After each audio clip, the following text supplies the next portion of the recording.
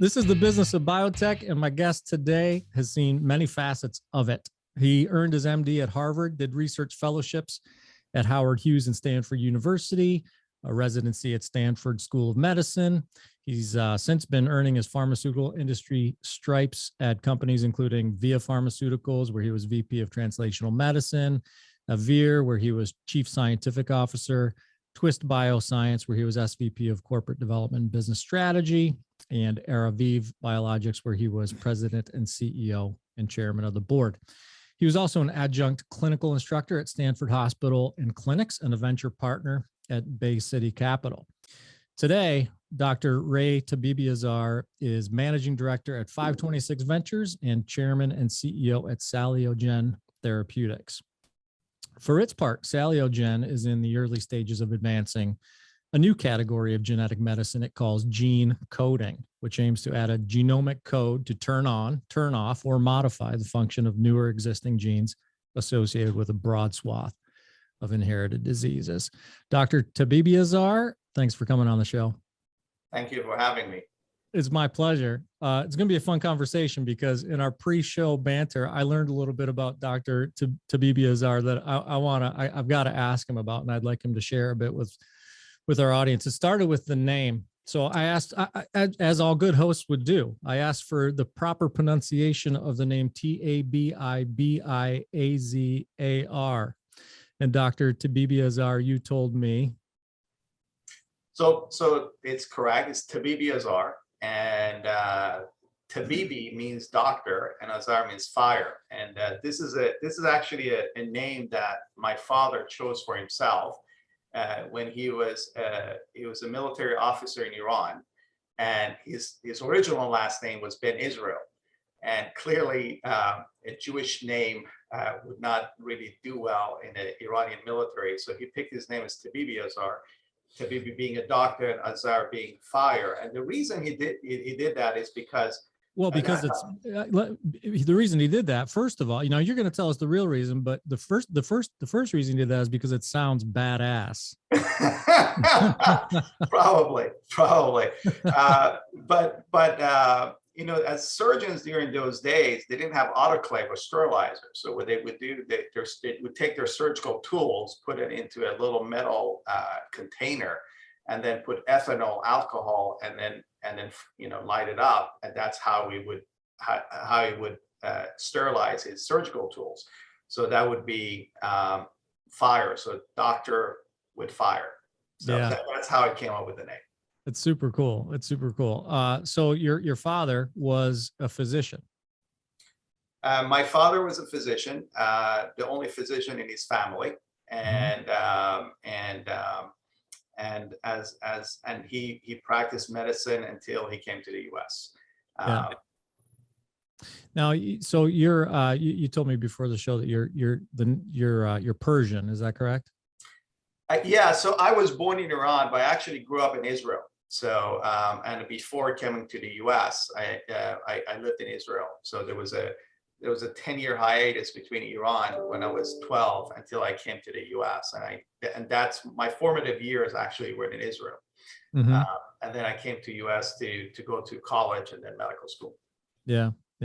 Tell me about the influence. You went to medical school at Harvard. I mean, your pedigree, your academic pedigree speaks for itself. Harvard, Stanford, great residencies, great fellowships. Tell me about the influence of your parents, I guess, in the early days, and how they may or may not have shaped what would become the path that you took. That's a very good question. My parents never told me what to do, to be honest. My father, he was very busy being a physician. He ran a hospital in southern Iran, and then there was the revolution, and then there was the Iran-Iraq war. So there was a very little time or opportunity to kind of tell you what to do. I think a lot of the way that our parents or my parents have contributed, and I was on my own since age 13. I went to a boarding school. So I think that a lot of a lot of the influence that your parents have is silent. It's through their actions. And you can go for 50 years not realizing how your parents influenced you until you look in the mirror and you realize you're your parents magically. So, Yeah. so I think that my parents, especially, I mean, both my parents loved science, but they also loved helping people. And they couldn't see any higher value than doing something that helps others. And I think that kind of got instilled in you, whether they never told you to do that. Oh, you need to do good. They were not but I think that when you realize that every decision they made was for making somebody else's life better or their kid's life better. So they instill those values in you without actually saying it. And I think that's the most powerful way of instilling certain values in you. And those are the values that kind of, I feel that formed me and my decisions when I make decisions throughout life. Yeah. Yeah. I'm going to fast forward just a little bit to post med school. So a lot of the guests that I have on the show who are now the leaders of new and emerging biopharma companies, a lot of the guests who practiced medicine, who studied medicine, who were trained in medicine, spent quite a bit of time practicing medicine, being in a clinical setting before kind of somehow being bitten by the entrepreneurial bug or the industry bug. They spent quite a bit of time in the clinic before moving to industry. Your path to industry, at least on paper, I mean, we haven't talked about this, but at least on paper, it looks as though your path to industry out of your clinical and academic experiences was a little bit more direct. Is that right? Like, how? I think I practiced medicine from 1998 to 2013. Oh, okay. Yeah. So, All right. I did practice medicine, but I did many stuff in parallel. And I think that probably one of the reasons that you see a lot of people, a lot of your guests kind of going through the practice of medicine because they become entrepreneur, I think you learn a lot from practice of medicine. Obviously, it's not only about the science, which is the technical skills. It's not only about the art, which is how to deal with people and patients. It's also about certain other characteristics that you develop as a practicing physician. One is that you have a problem you try to solve, right? So you get faced with a problem, and then you find the solutions wherever they are to solve that problem, right?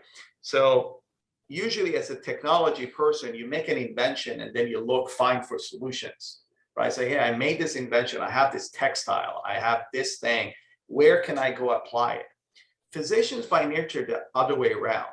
They have a problem and then they look for technologies or look for solutions to solve their problems. At the core is defining a problem they have to solve. Patient comes out in your emergency room, walks into your clinic, walks into the operating room. You really don't know what it is. You define a problem, and then you go out there using your own knowledge, your consulting physicians, your nurses. You put the team together to solve that problem. So I think that's one. Number two, I think you become more comfortable with the unknown, right? Because whenever you come up with a solution, the solution is not predefined. You're kind of putting the different ways to solve that. So it's really going into the unknown. And entrepreneurship is getting comfortable with an unknown, getting comfortable that you have a problem, but getting confident that you can solve that problem. Mm-hmm. So I think that those two characteristics make for a good entrepreneur and a good leader. So you have a problem, you have a vision to solve that problem. So you can define that vision. And you want to make a difference. You come up with innovative ways. So because a lot of the problems you see, it's not, oh, here's a solution for it. It's not pre-written. So you come up with innovative ways to solve a problem. And then you have the comfort in a sense, to deal with an unknown. You don't know what tomorrow is going to be, but you know that you have the confidence in you and your team that you will solve that problem the next day. And that's how you talk to the patient.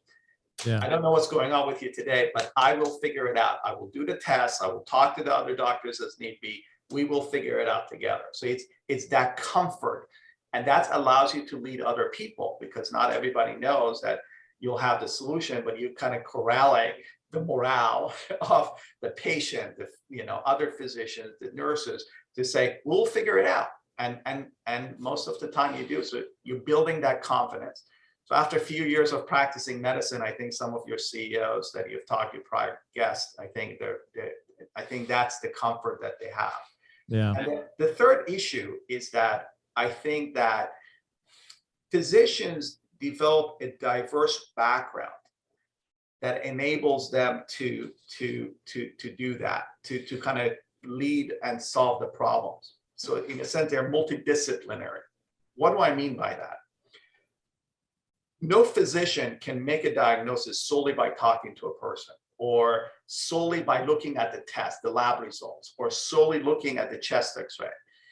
They feel comfortable with a multidisciplinary approach to a problem. I'll talk to the patient, I get some lab tests, I read some articles, I do some imaging studies, I maybe do the procedure, and then you're putting all this information together, integrate it, and then you come up with a solution. And then you test it to see, because sometimes the solution you don't know until you kind of give the therapeutics. Mm-hmm. And then you give the therapeutics, and you kind of comfortable with that test, developing a hypothesis, testing it, and see what happens. I hope that's a long answer to your question. Gives you a good good view of why some of your guests go from being physicians to entrepreneurs and leaders in their field. Well, it's a beautiful response, because we could spend the rest of our time together dissecting that response, because you bring up some points that just make me want to dig deeper. Like, if you're wondering, if you're a process engineer listening to the show, a bioprocess engineer, you work on the manufacturing or operations side, and you're wondering what sets a doctor of medicine who leads a biopharma apart from the average Joe. Apparently, according to Dr. Tabibiazar, it's comfort with the unknown, because that just sounds, there's a paradox there. So it occurs to me that, so you discussed what sort of feeds that entrepreneurial itch, and why you made that move. But when you shortly after you came out of the academic and clinical experience, you spent some time with established biopharma companies. So at what point did you decide, like, from the move to industry to, what, this is great, but I want to go do it myself. I want to get involved in venture capital. I want to have skin in the game. I want to raise money. I want to take a company of my own somewhere. When did that happen, and what sort of inspired it? It actually, I never went to a large pharma. It was always with new company formations, and it was so. As you may recall, I trained at Harvard as a physician, and then went to Stanford and trained as a cardiologist. At Stanford, for me, Stanford really represented a good interface between science and medicine. So I had a passion for the science. I thought medicine is really the best application of science in kind of helping patients in a sense.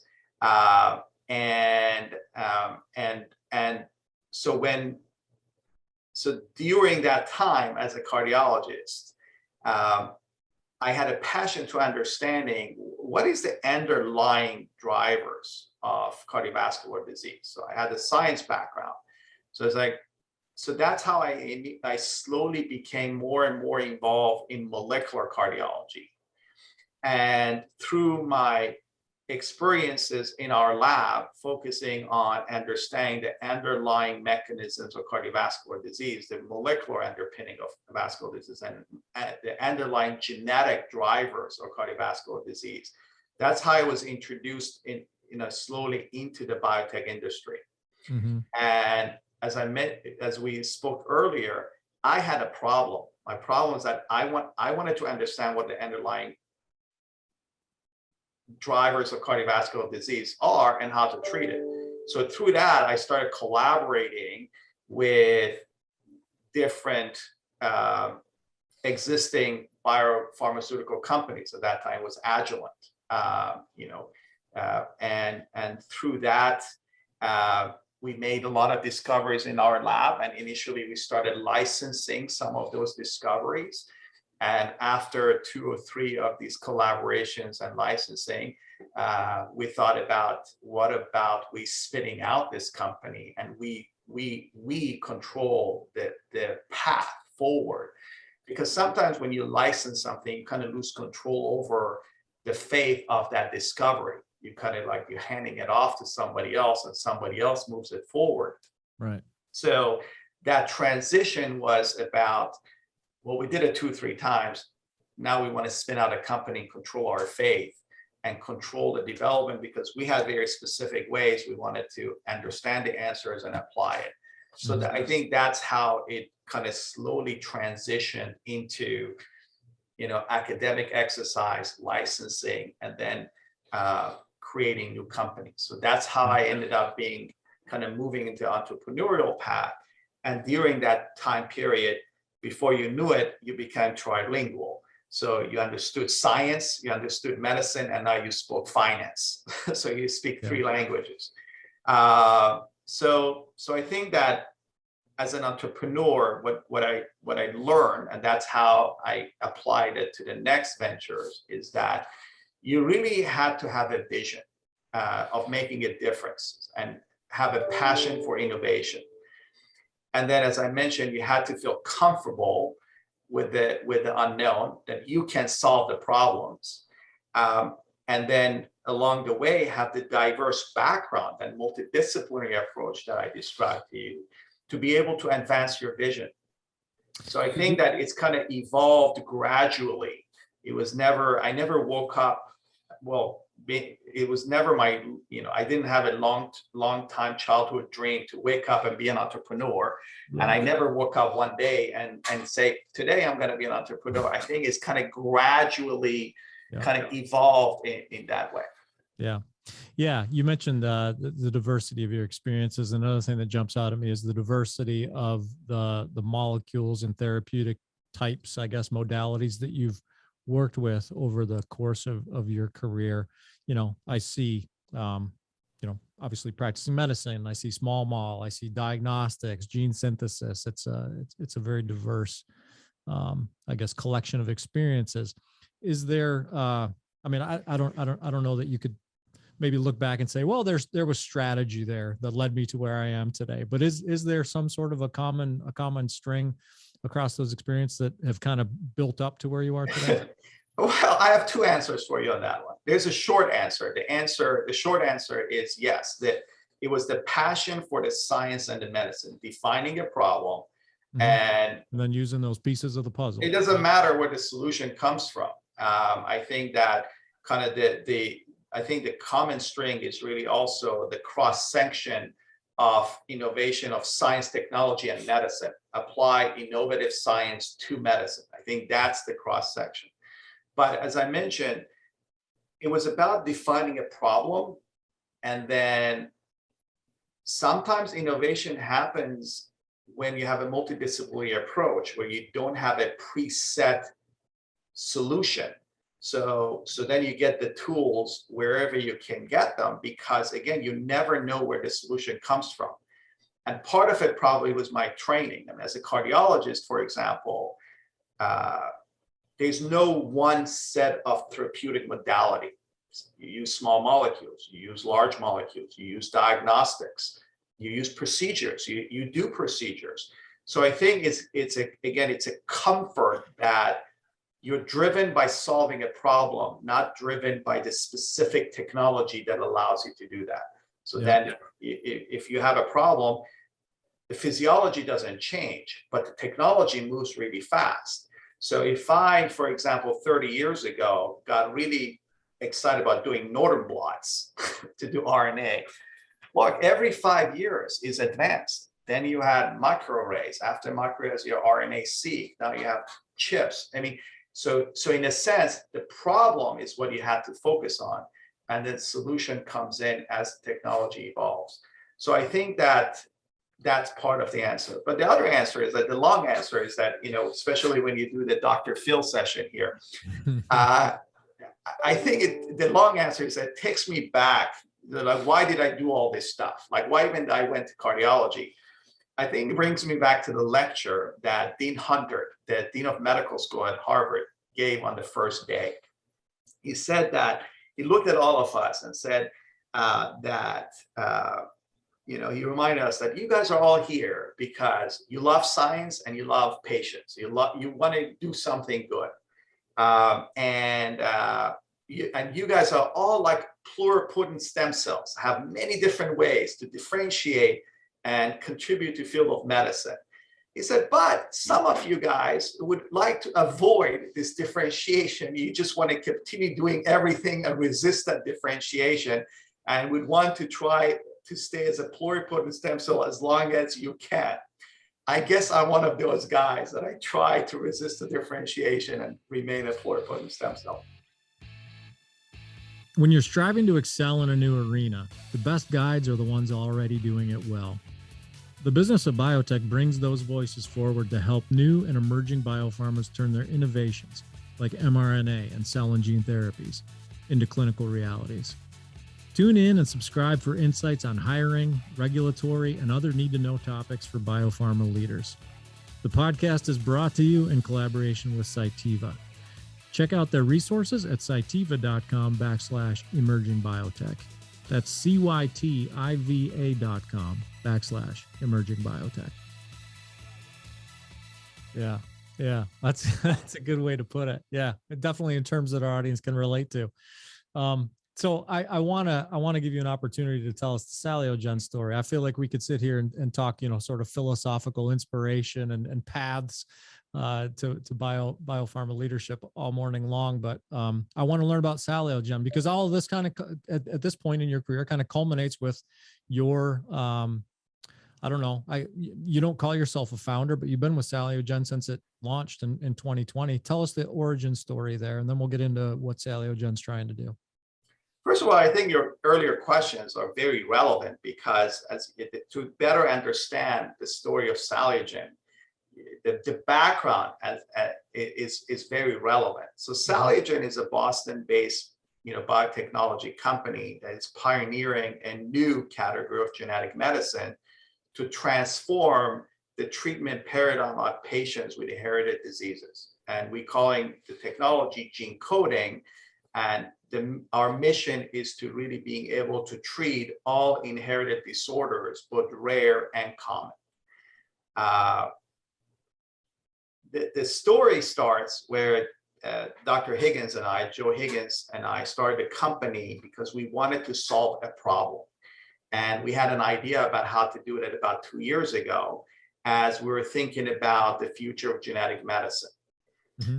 You probably don't know Joe, but you know some of the work that he has done. Joe was part of the Human Genome Project, and he identified the alpha-synuclein gene as a causative gene for Parkinson's and in human diseases. So you don't know him, but you know his gene. So as friends, we were both passionate physicians. We're both physician scientists, and we're talking about how we see the future of genetic medicine. And we thought that for genetic medicine to really unlock its full potential, it needs to be as common of a modality as an antibody or a small molecule. Mm-hmm. Much and being basically broadly applicable. So if you really think about it, much like over the past 10, 15 years, how genetic diagnostics has become as common as getting a routine blood test, we thought that genetic medicine kind of trajectory should be, and it's going to be like genetic diagnostics. So the question was, and at that time, we're very excited about a lot of the advancement that have been in genetic medicine with AAV gene therapy. Abaxis got its first, approval with CRISPR, and the whole field of gene editing exploring. So we were very excited about the prospects of the genetic medicine field. siRNA with Alnylam was making a lot of progress. But despite all these excitements around these modalities, there were also a lot of hurdles that we identified that would make it difficult to reach our vision that you have a disease, you diagnose a genetic disease, and here's a treatment for it, just right there. So we knew of the problems. So we formed a company to address these problems. So it's literally, we defined a problem and we wanted to solve it. And specifically, so why gene coding, and specifically around the technology around SalioGen, we looked at the limitations. So AAV gene therapy has an inherent limitation because you're using a viral particle to deliver a cargo size, and that cargo size is limited. Vast majority of our a lot of our inherited ailments require large genes or genes that have multiple mutations in them.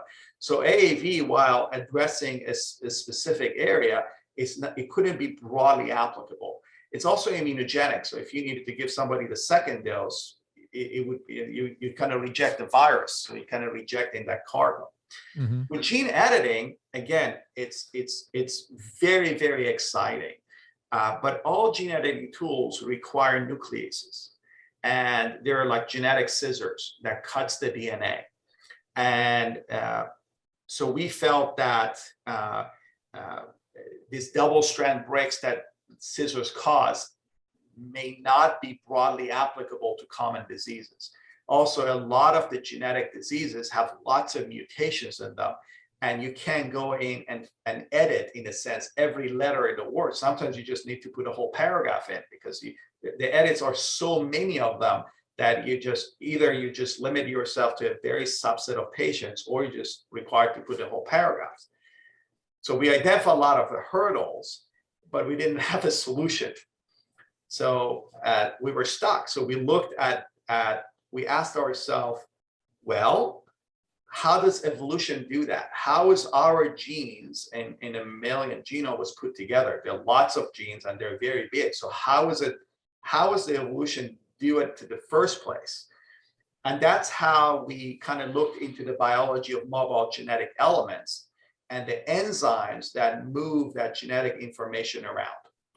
And this is how our genome was put together at the first place. So we use bioinformatics tools. This happened during COVID.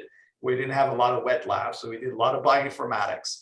And we looked through the DNA sequences of mammalian genomes and found a sequence for the enzyme that has once been used to do exactly that.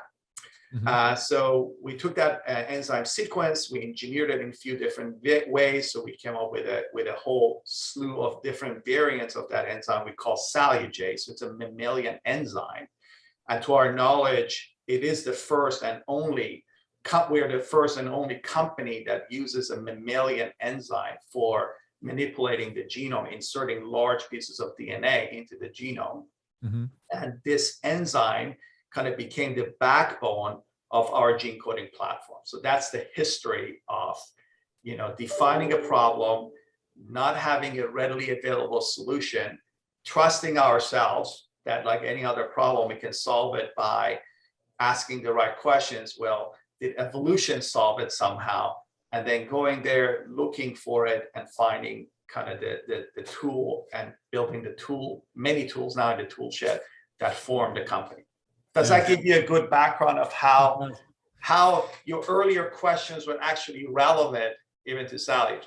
Yeah, it's coming full circle. And we didn't rehearse this, folks. I'm hearing it for the first time myself. So pat on the back to myself for that that series of initial questions.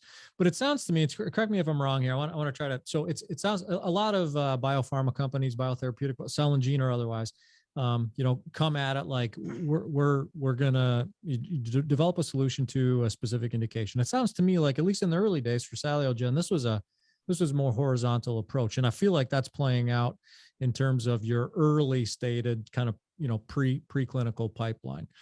You're looking to tackle. It's when I say horizontal, I say, like, if you look at when I look at your pipeline, I see retinal, heart, liver, lung, bone marrow, kidney disease. Like, wow, we're all over the body here. If each of those is an industry, the platform is sort of the horizontal piece that you feel you're going to be able to develop therapeutics that address diseases in each of those inherited areas.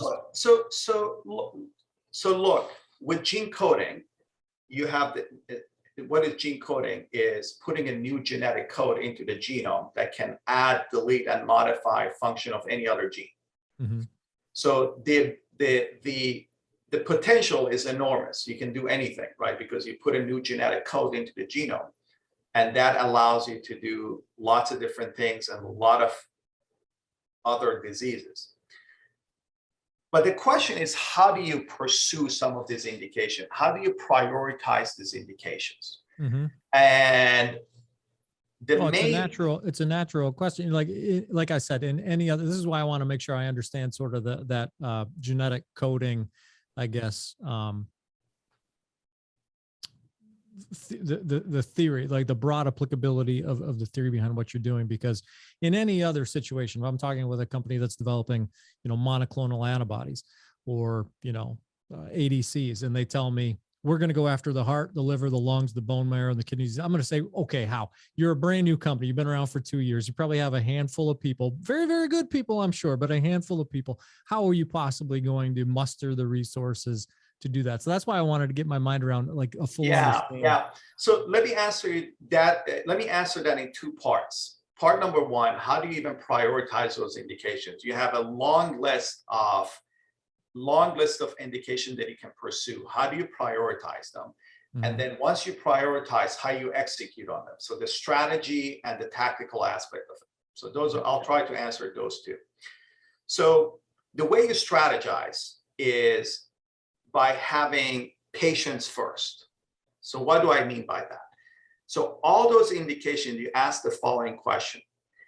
What are the unmet clinical needs? So you put patients first. That means what is a significant unmet clinical need that is uniquely addressed by your technology? So that's the first question. Mm-hmm. The second question in the prioritization is how can you execute, which one is feasible that have a clear clinical outcome that you can measure for your therapy? So when you look at those pipelines, then the eye, the lipid disorders, and the lung kind of float to the top, right? Because these let's go with the lung, or let's go with the eye first. Mm-hmm. A lot of the inherited macular degenerations involve very large genes. You can't use them in an AAV to pack them into an AAV, and you can't really, because there are a lot of large genes with multiple mutations, you can't really use gene editing to fix every mutation in that. So it provides you for a very specific need, and that can be uniquely addressed by our technology. But with the eye, the visual acuity is also a very clear endpoint, right? Yeah. So you can actually develop that therapeutics. The third bucket is that once you even start from that narrow eye disease with one gene, once you figure out how to deliver it, once you figure out the GLP, in a sense, talks, and you know that it's safe, you can plop in a new gene, and now you can pursue a high velocity pipeline toward all the eye ailments. Yeah.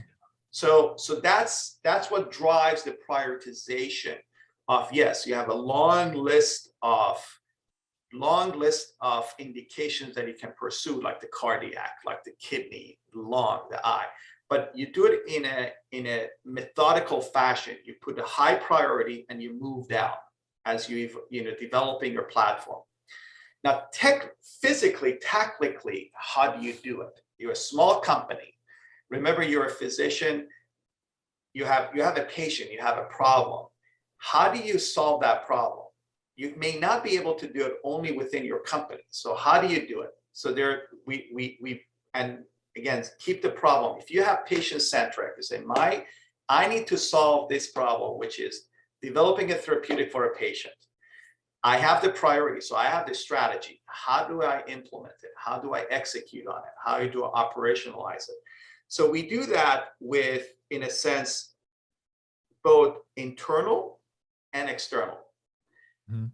meaning that there are certain things we say we really do it well, really well internally. So I'm going to do within this long list of priority, I'm going to take these and I'm going to do it internally. These, I think a partnership would do better because they have a better know-how. They know this disease space better. As long as I want to get to these patients faster, I'm going to go there. For example, we didn't pick up the lung disease, CF, until we partnered up with CF Foundation, because now we feel confident with the CF Foundation know-how and experience and knowledge of that patient population, we can advance it more successfully. So then we internalize that program. Mm-hmm.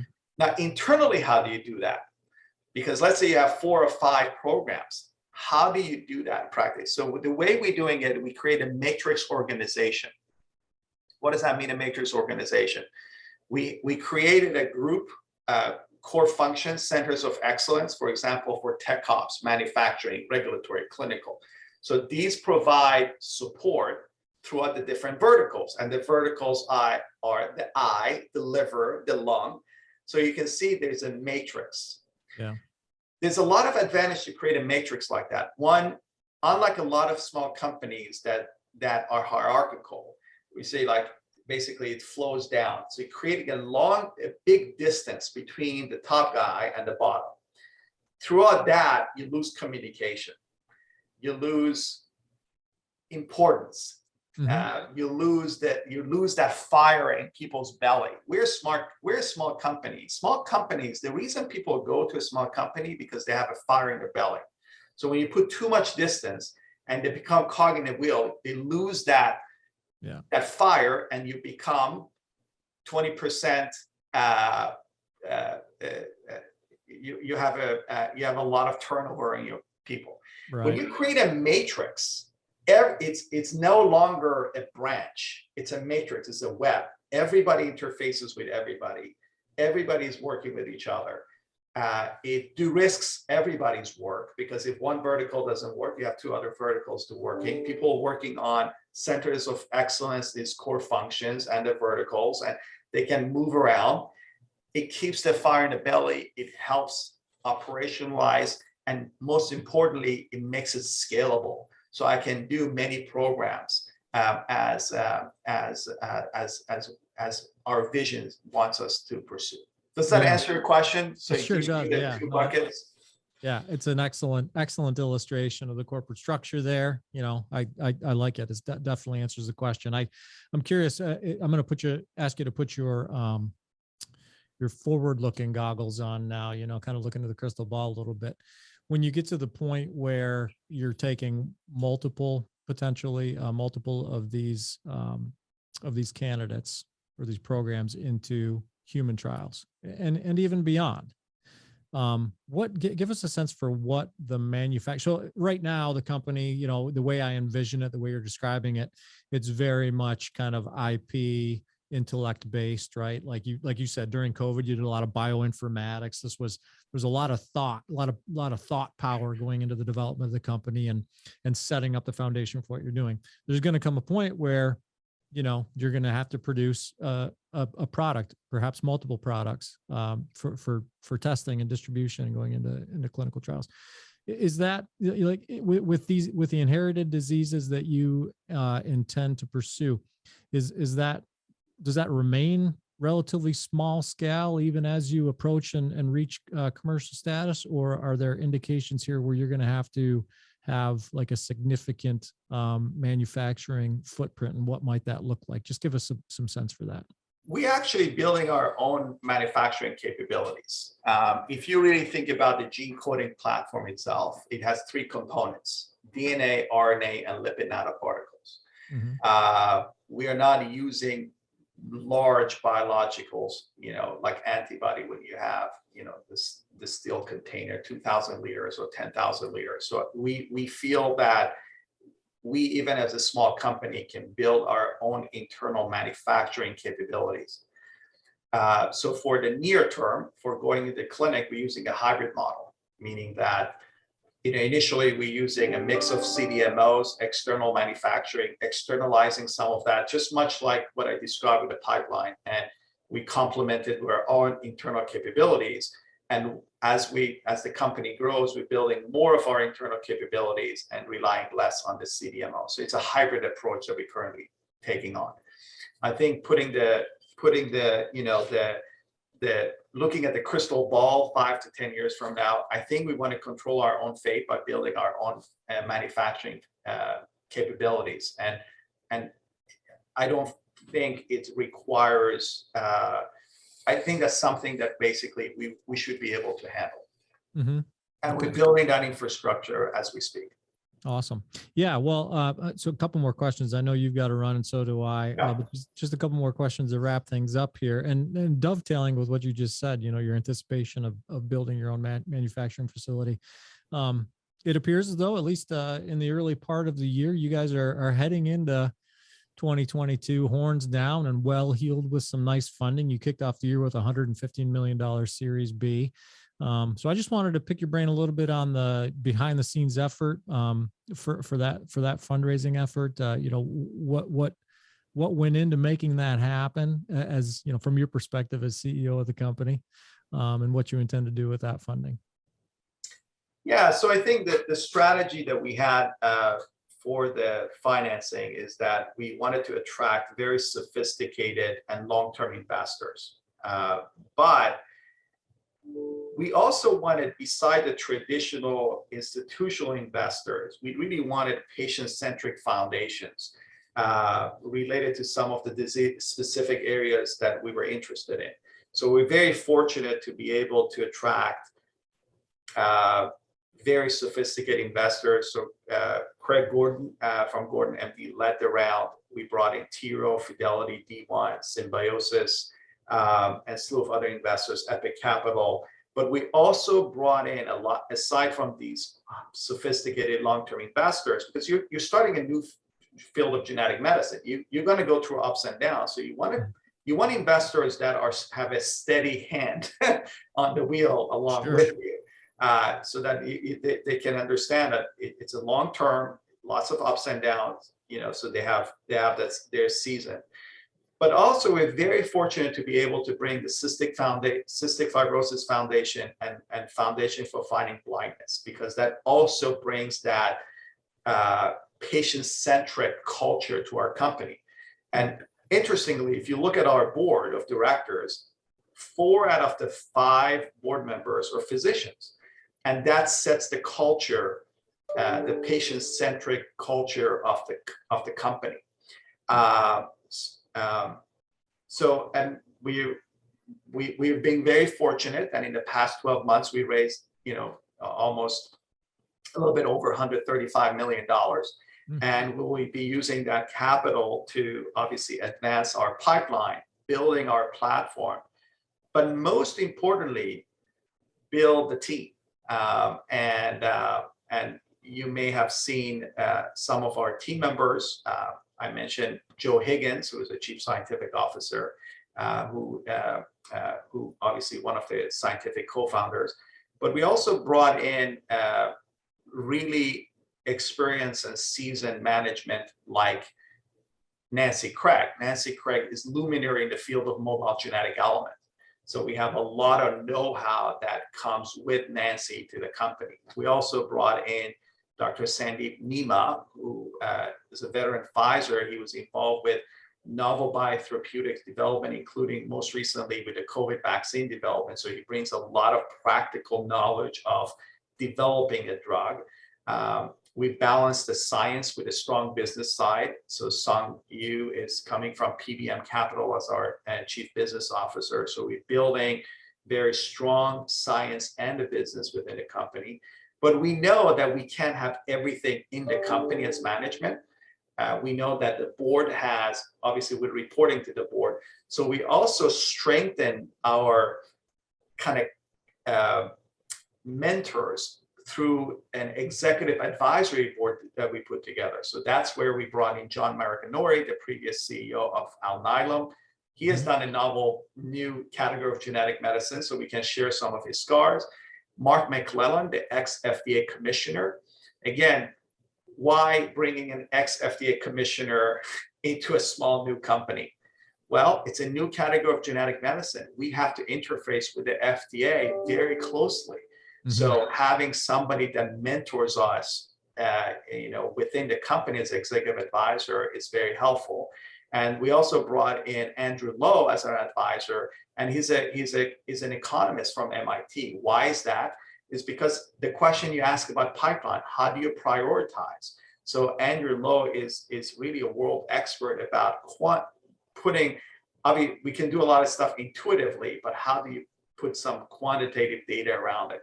And we have a lot of good SAB members that are luminaries in their field in the specific pipelines that I described. So cardiovascular, lipid, eye. So we have a good SAB. So really this financing is helping us building the infrastructure, advancing our pipeline, but again, most importantly, to build a team, because the most important part of the company is the team, is the culture, and it's the team that makes the company. So we're spending a lot of time in attracting really amazing talent that are both smart, but also extremely nice to work with. Well, that's very important. Nice to work with is very important. I was just thinking, as you're rattling off this list of superstars in the life sciences space, I'm thinking you better protect them from Washington, which is losing its life sciences leadership left and right these days, as they look to replace people at the FDA, the NIH, the OTS, they might be sniping from SalioGen. So you better protect those folks. I think we have a very talented group, but they're also extremely nice. And the reason is because, again, if you keep a higher purpose as your mission, which is helping patients, helping somebody beyond you, helping and making the world a better place, if you have that common mission, I think it's natural that nice people gravitate toward that. And I'm completely supportive of these nice people contributing to the world. And if that means they want to go into politics, I'll be 100% supportive of that as well. Well, yeah, it might help to have some friends in those high places, but you have to support people's passion. That's right. You remember that fire in the belly, you can't contain it. All you can do is support it. Yeah. Parting thoughts, Dr. Tabibiazar, is anything that I haven't asked you that you wanted to make sure that you close with as we wrap things up here? No, I think you're very thorough. You started with Dr. Phil's session about the background, the technical aspects. Dr. Ray, Dr. Fire, MD. God. I think, look, as you, one of the things that I tell my team is that a successful company, to make a good company, to have a good company, you need three components, three ingredients. You need good science, you need good people, and you need good luck. But you can only control the first two, the science and the people. Mm-hmm. So SalioGen is working very hard on those two aspects. So hopefully with a little luck, we can also make powerful advancements and having a really great company. So that's my parting words. For anybody who's trying to make a good company, focus on those three ingredients. I like it. And I wish you, to whatever degree I have any to give and wish, I wish you all the luck that it takes, because I like you, Dr. Tabibiazar. I really enjoyed this. I really enjoyed you talk about good people. You're good people. I really enjoyed this conversation, and we'll be paying attention. I hope to have you back on the show someday to share some progress at SalioGen. Anytime. And Matt, thank you so much for inviting me for this. And thank you for all the work you're doing with all the great interviews you're having with others. It's been fun. I'm doing it selfishly. I'm learning as much as I'm sure more than our audience. They know more than I do. So thanks for joining us. Okay, thank you. So that's Dr. Ray Tabibiazar, or Dr. Fire of SalioGen Therapeutics. I'm Matt Pillar, and this is the Business of Biotech. We're produced by Bioprocess Online, and you'll never miss an episode if you go directly to bioprocessonline.com and sign up for my newsletter. We're supported by Cytiva, which demonstrates its commitment to new and emerging biopharma companies like SalioGen by way of its biotech accelerator. Learn more at cytivalifesciences.com/emerging biotech. Check that out. And if you like what you're hearing on this podcast, please subscribe, share it with your colleagues, and leave us a review. In the meantime, thanks for listening.